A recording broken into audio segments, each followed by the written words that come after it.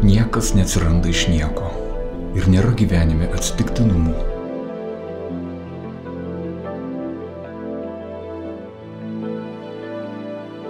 Tuo puikiai įsitikino Kazimieras Mizgiris, atsigręždamas atgal į pačią pradžią, kai daugiau ne prieš 20 metų, dirbdamas Juodkrantėje fotografu, klajodamas po apylinkės, pirmą kartą akis į akį susidūrė su gintaro klodais.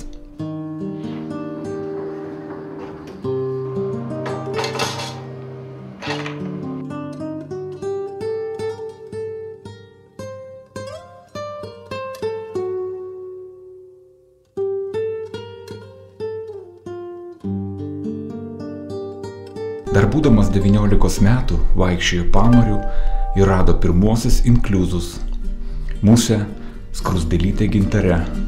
Tada suprato, kas yra gintaras ir kur jis yra. Gintaras buvo čia pat, toje pačioje žemėje, ant kurios jis stovi.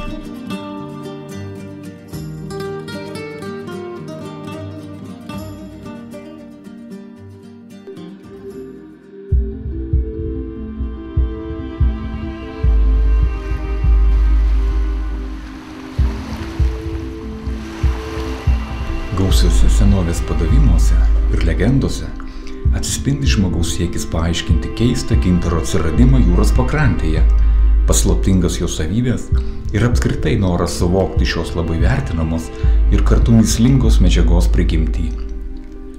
Kiekvienas lietuvis iš vaikystės atsimena legendą apie deivės Jūratės ir žvejo Kastyčio meilę. Dievas Perkūnas, sužinojęs, kad paprastas mirtingasis žemės sūnus išdrįso pulėtėti vandenų deivę, slėgė žaibą ir sudaužė jūros dugne stovėjusią Jūratės gintarinę pilį, o Kastytį ir jo laivą nuskandino. Iki šiol bangos vis išplauna gintaro gabalus, rūmus keveldras, o Jūratės ašaros, kurias deivė tebelieja, tai maži gintarėliai. Jais jūra po audrų barsto krantą.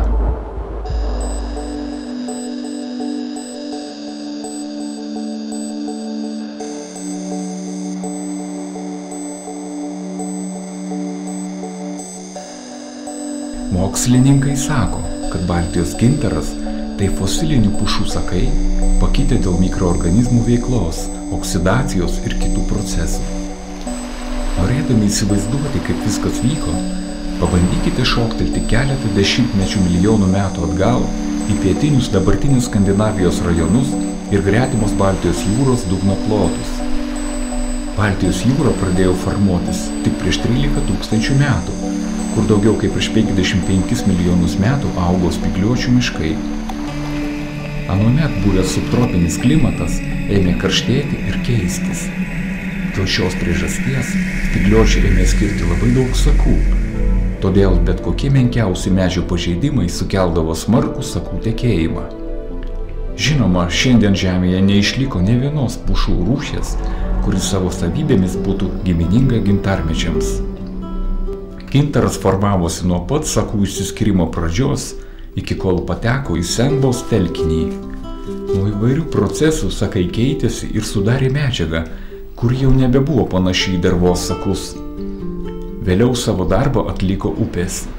Jos išplovė ir nunešė gintarą į įvairius užtekius. Manoma, kad visame vakarinio Senvos pusiasalio dalies plote yra keli tūkstančiai tonų gintaro. Kuršių mariose ties Juodkrante išvalgytas 3000 hektarų gintaro telkinys. Šiame Baltijos regione yra apie 90% viso pasaulio fosilinių sakų išteklių.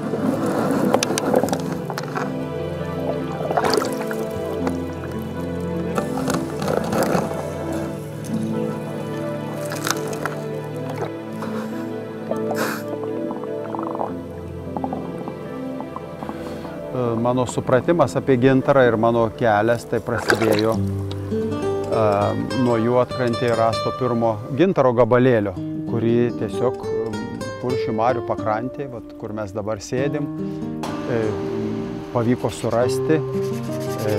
Ta vakarą aš prisirinkau ir visą saują tų gintarų, susipyliau į kažkokį tai egzotinį butelį. Gintaras tviska saulėje, jisai turi tokia, kada pakliūna į saulės spindulius, jis apšviestas, toks jisai pasidaro toks spindintis akmuo, toksai saulės akmuo, toks saulės palytėtas. Tai va tas reiškia, ta jo spalva, tas jo blizgėjimas užbūrė ir tu nenori pasilenki jį paimti. Gintaras yra viena iš negausių naudingų iškasenų, su kuriamis žmonės susipažino dar pirmykščiais laikais. Tik gintarui tarp jų priklauso išskirtinė vieta, todėl ne veltui gintaras vadinamas saulės akmeniu. Bet grįžkime atgal į pačią pradžią.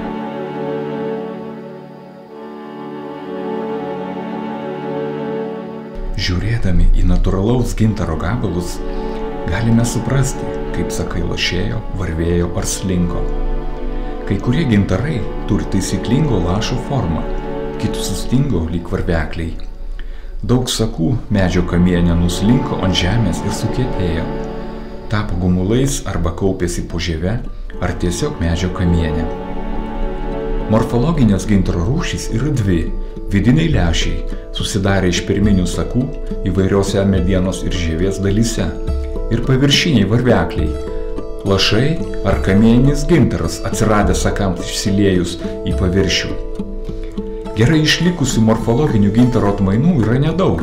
Dažniausiai randami tik jų fragmentai, aplaužyti ir nuzulinti gintarui keliaujant. Medieniai lęšiai yra skaidrūs, nes juos sudarantis sakai buvo labai suslėgti ir izoliuoti nuo išorės poveikio.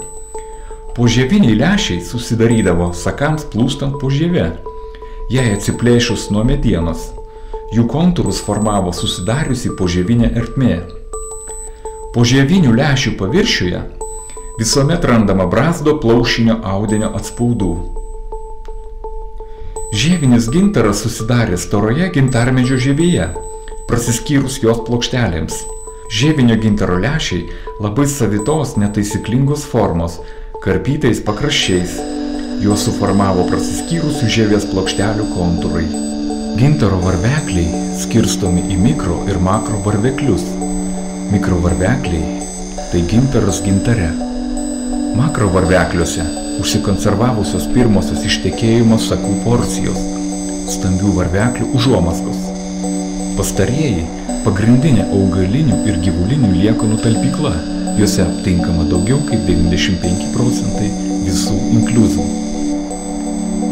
Gintaro lašai, atitrūkęs nuo varveklių ir kamienų tekančių srovių sakų perteklius. Jie įvairaus dydžio, nevienodai išsilaikė ir dažnai deformuotos struktūros. Labai nedaug ir taisyklingos formos. Jie gali būti susidarę sakams tekant iš medienos plyšių arba jiems nukritus į vandenį. Kamieninis gintaras gausiausia ir įvairiausia gintaro morfologinė atmaina. Išsilieję kamieno paviršiuje, sakai sudarydavo didelės sankaupas ir jos palengva tekėdavo žemyn. Sakams šliaužiant kamienų, įvairių spalvų srovės susimaišydavo, tarpusavį susipindavo, todėl paviršinis gintaras įgijo labai margą spalvinę tekstūrą. Kamieninio gintaro aptinkami didžiausi gabalai, sveriantys po keletą kilogramų. Likimas yra, kadangi gyvenam labai gražioj vietoj, prie pat jūros, iš kurios gintarai metami ir po šiai dienai ir visai nemažai tų gintarų metama. Su jais susidariu kiekvieną dieną, juos čiupinėju, juos matai. Ir mūsų pirmoji galerija prie Tomo Mano, kuri buvo, tai buvo pirmiausia kopų ekspozicija, paroda. Ir mūsų pirmieji žiūrovai, kurie matė parodą Kazimiero, matė jo kopas, visi aikčiojo ir labai patiko ta mūsų galerija, bet prie tų parodinių darbų jau netyčia kažkaip mėtėsi ir gintarai, tai kažkoks inkliuzas, tai kažkokia kolekcija autorinė. Ir mes pamatėm žmonių didžiulį susidomėjimą ir tom kolekcijom gintaro. Ir klausimai, kuriuos išgirdom, kuriuos uždavinėjo žmonės, kodėl tas gintaras juodas, kodėl jisai baltas, kodėl skaidrus, privertė mus pačius labai profesionaliai pradėti kalbėti apie tą gintarą. Na ir pasikvietėm profesionalus iš Palangos gintaro muziejams, jie mielai talkino. Pasikvietėm profesionalų dizainerį, kuris irgi mielai mums padėjo sukurti tą atmosferą, tinkamą gintaro eksponuoti. Taip ir atsirado toks pirmasis pasakojimas, gal nedrąsu sakyti muziejus, bet pirmasis pasakojimas, kuriame mes pasakojame apie gintarą.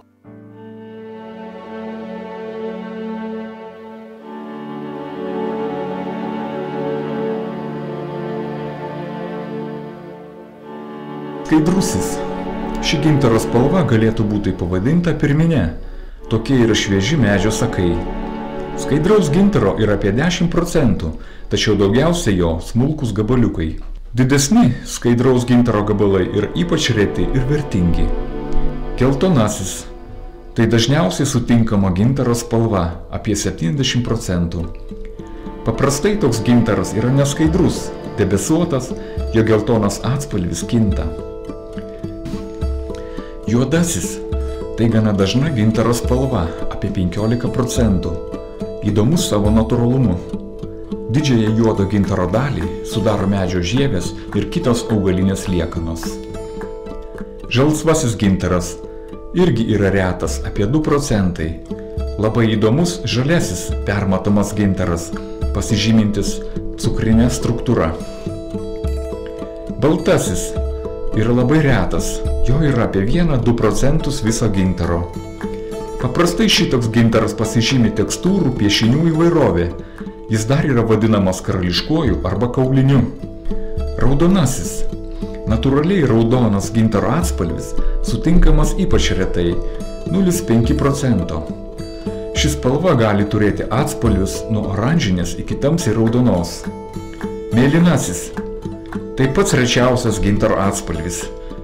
Melsvo atspalvio gintaras yra labiausiai vertinamas. Jo tėra 0,2%. Dažniausiai šis atspalvis sutinkamas baltame gintare. Kaip sakiau, viskas yra antiek laikina, kaip ir pats žmogus žemėje. Galbūt tas akmenėlis yra daugiau pragyvens už mus. Gal jis gyvens 200–300 metų, bet irgi tai yra laikina.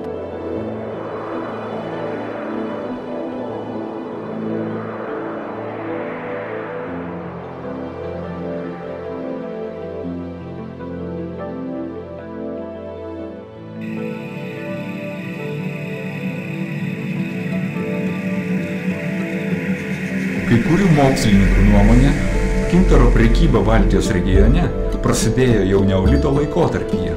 Iš pagrindinių gavybos centrų buvusioje Jutlandijoje ir Baltijos rytuose, taip pat Lietuvoje, gintaras plito į vakarų Europą ir pasiekė net Egiptą.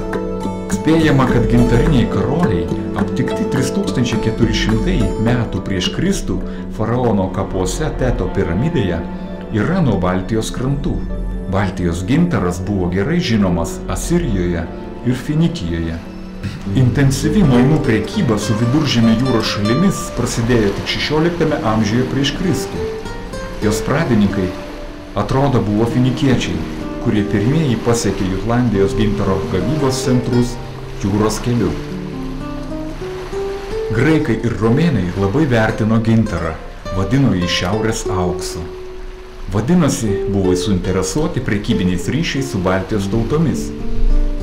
Ypač vertintas skaidrus, rausvas ir auksaspalvis gintaras, iš kurio gaminti papuošalai ir smulkūs buitiniai dirbinėliai.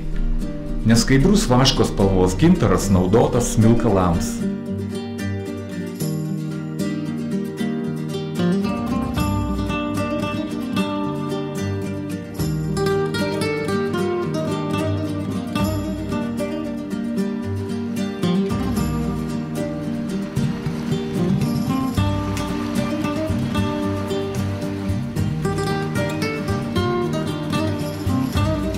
Drėgname pajūrio smėlyje gulintis gintaras pirmykščio žmogaus dėmesį galėjo patraukti nebent vaiskumu, spalva, šiltų vidinių spindesių, primenančių jo garbinamos ugnies ir saulės švytėjimą.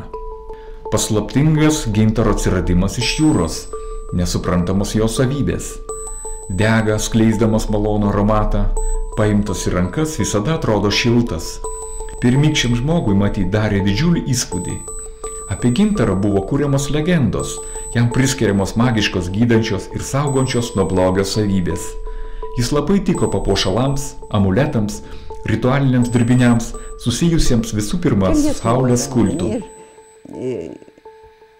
Radom ir Šventojoj, ir Nydoj, ir Juodkrantėj skritulių apskritimų su skylute per vidurį. Kas jie tokie? Tiesą pasakius, aiškiai ir nežinom. Tačiau labai įdomus radiniai, tai yra Latvijoje Zvejnieko kapinyne, akmens amžiaus kapinyne, ant kelių žmonių kaukulių. Tiesą pasakius, ne kaukulių, tos kaukulės buvo apteptos moliu, tokiu kaip ir kaukė, ir įdėtos šitokios gintarinės akys. Ką jos reiškia? Dangaus šviesą, pasaulio šviesą, ar dar ką nors. Bet aiškiai reiškia ne taip sau.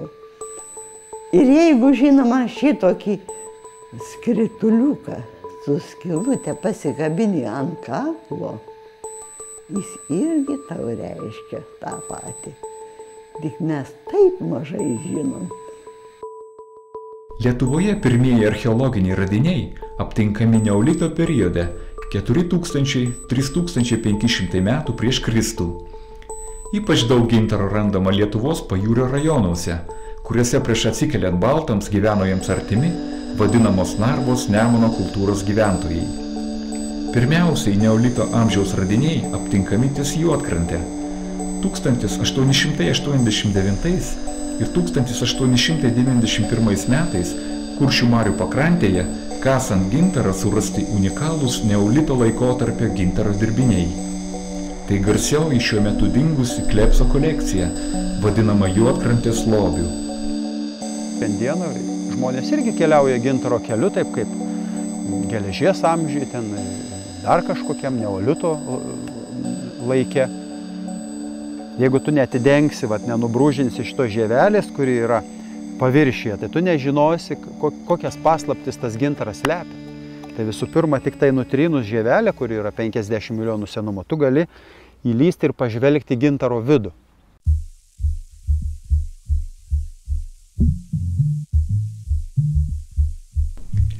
Gintaro sakai buvo labai skysti ir garuodami greitai kietėjo. Įkliuvusi muselė ar skrusdė amžiams likdavo užkonservuota, taip susidarė inkliuzai. Iš gintare aptinkamų belaisvių, voragyvių dažniausiai pasitaiko miško vorų, gyvenusių ant augalų po žieve. Gintare rastos 267 vorų rūšys, daugiausia tropinės ir subtropinės.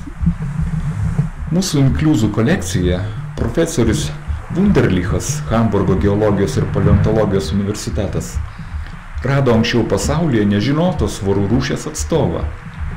Nuo šiol ši vorų rūšis bus vadinama savininko vardu – Sausibijus misgirisi. Kiti gintare randami voragyviai – tai skorpionai, pseudoskorpionai ir erkės. Sparnuotųjų vabzdžių gintare randama labai nevienodai. Kai kurie iš jų, pavyzdžiui, tiesiasparniai, didžiausia retenybė, o kitų, pavyzdžiui, dvisparnių yra labai daug. Augalų liekanos gintare tai dažniausiai lapeliai, spygliai, žiedai ir jų dalys, rečiau šakelės ir vaisiai. Be to, gintare randama sporų, grybų ir žaliųjų samanų.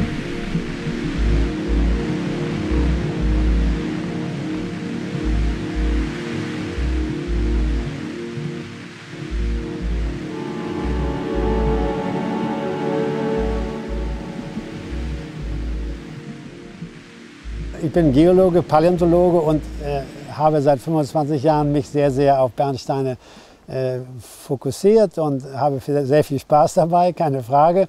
Das Interessante an Bernstein ist eben, dass immer wieder was Neues und immer wieder was Außergewöhnliches kommt. Das ist was mich fasziniert und eben nicht nur es sind ja lebende, die Tiere sind lebend reingekommen in das Harz. Ein normales Fossil stirbt, geht an den Meeresboden und wird Fossil, und hier sind diese Tiere im lebendigen Zustand reingekommen.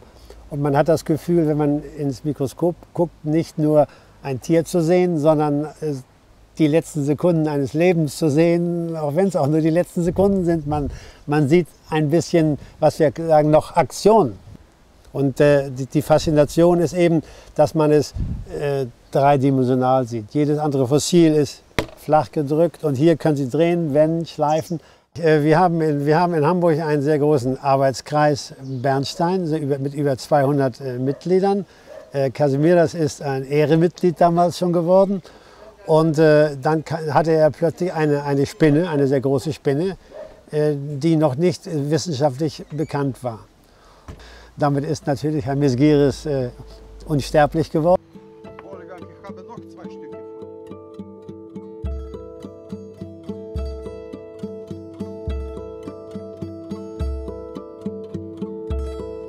Galima net gintarą ragauti, aš taip ir padariau. Užpiliau specialiu vandeniu, ugniniu, na ir po šiai dienai ragauju gintarą kasdieną.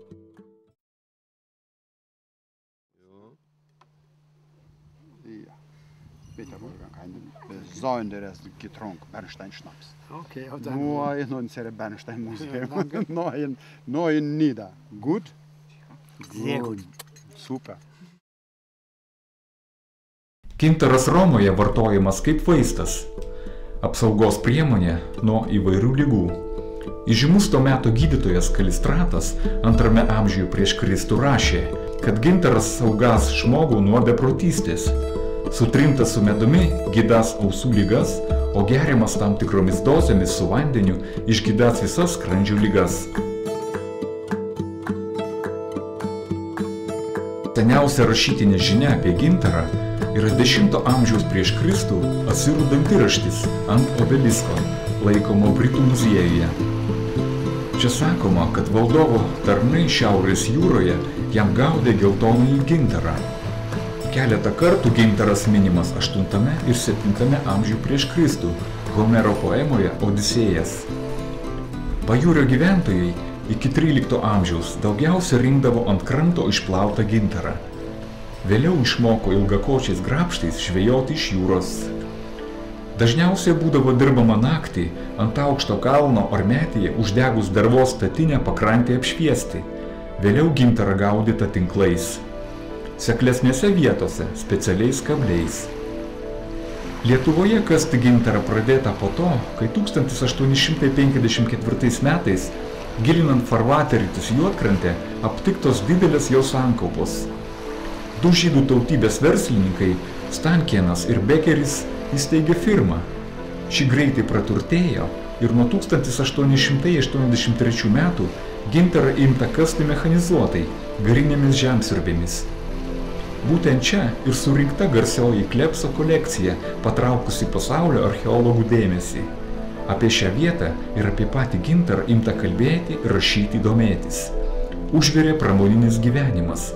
Per metus buvo iškasama nuo 30 iki 85 tonų gintaro.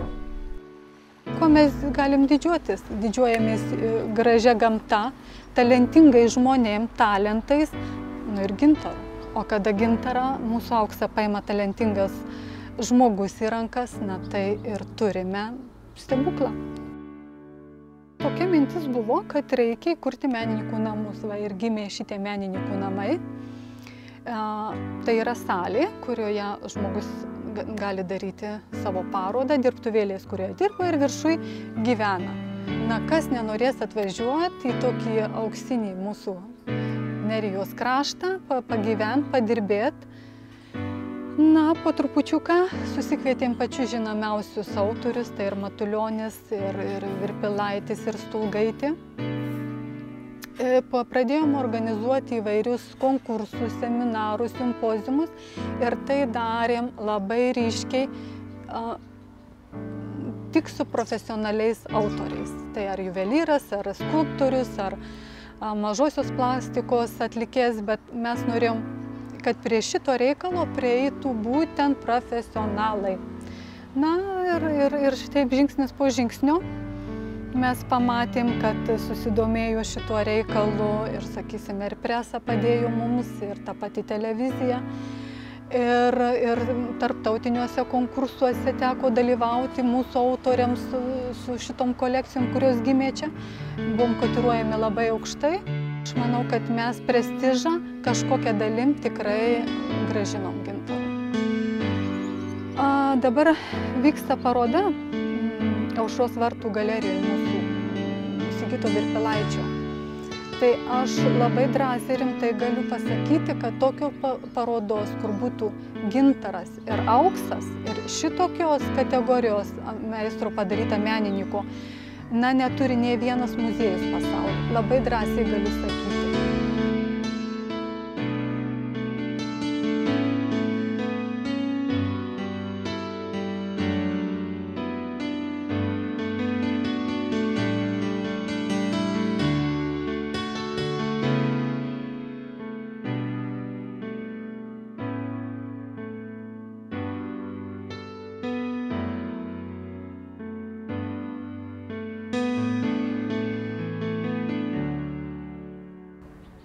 Labai sudėtinga yra išlaikyti tą lygį, kurį tu pasieki.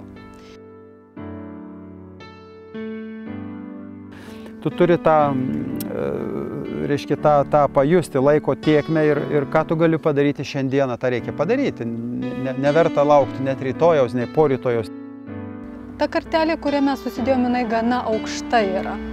Ir išlaikyti tą lygį yra labai sudėtinga. Kad tie muziejai funkcionuotų, kad jie būtų tos galerijos įdomios, kad vyktų įdomios parodos, kad ateitų įdomus autoriai su parodom į galerijas, yra labai sudėtinga tai išlaikyti.